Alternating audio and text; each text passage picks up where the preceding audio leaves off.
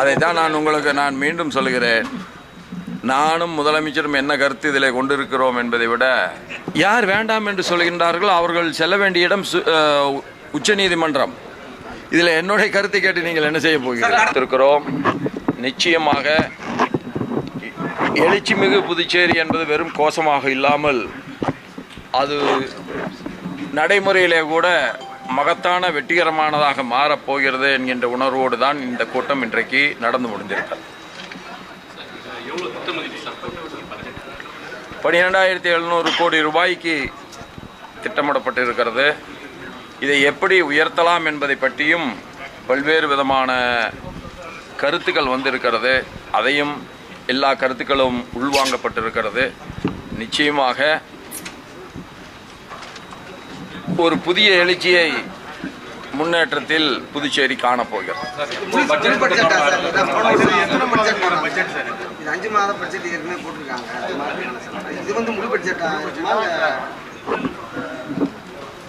ஏற்கனவே போட்டதினுடைய தொடர்ச்சியாக இது இருக்கு.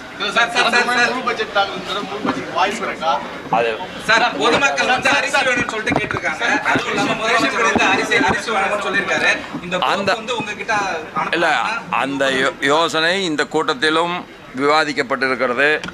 தாய்மார்களுடைய கருத்துக்களை அறிந்து தாய்மார்கள் என்ன கருத்துக்களை வைத்திருக்கிறார்களோ அந்த கருத்துக்கேற்ப அந்த திட்டம் மாற்றி அமைக்கிறது.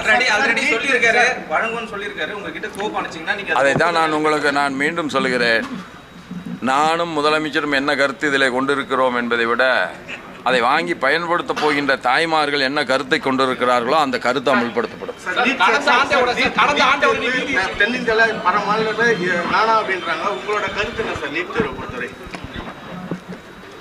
யார் வேண்டாம் என்று சொல்கின்றார்களோ அவர்கள் செல்ல வேண்டிய இடம் உச்சநீதிமன்றம்.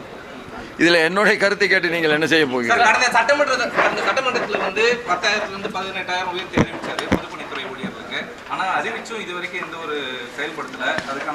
அதுக்கான இன்றைக்கு கூடியிருக்கிற கூட்டமே ஒன்றை முடிவெடுத்திருக்கிறோம். எதையெல்லாம் ஏற்கனவே அறிவித்திருக்கிறோமோ அதுக்கு முன்னுரிமை தரப்பட்டு நிதி அதற்கு ஒதுக்கப்படும். ஒவ்வொரு பட்ஜெட்லையும், அதாவது மத்திய அரசு நம்ம கடன் செலுத்த வேண்டியது அதிக நிதியா இருக்கு. கடன் தள்ளுபடி பற்றி வலியுறுத்தி மத்திய அரசு அதிக நிதியை மத்திய அரசிலிருந்து வாங்குவதற்கான எல்லா முயற்சிகளும் மேற்கொள்ளப்படும்.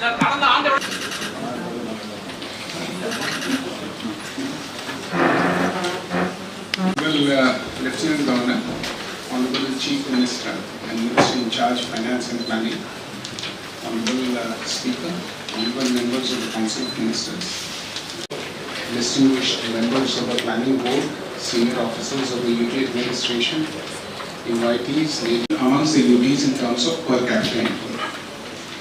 Moreover, Puducherry has the highest social progress in issues of well-being and opportunity. This remarkable performance of Puducherry is attributable to Honorable LG and conveying the one-line figures of budget estimates 24-25 as details.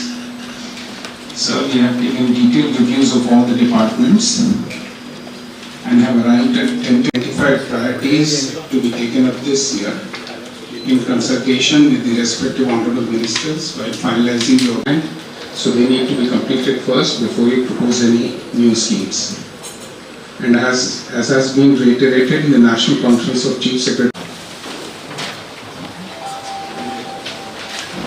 தொடர்ந்து மாண்புமிகு பொதுப்பணித்துறை அமைச்சர் அவர்களை சிறப்பு செய்ய மரியாதைக்குரிய வேளாண் துறை அரசு செயலர் அவர்களை கேட்டுக்கொள்கிறோம்.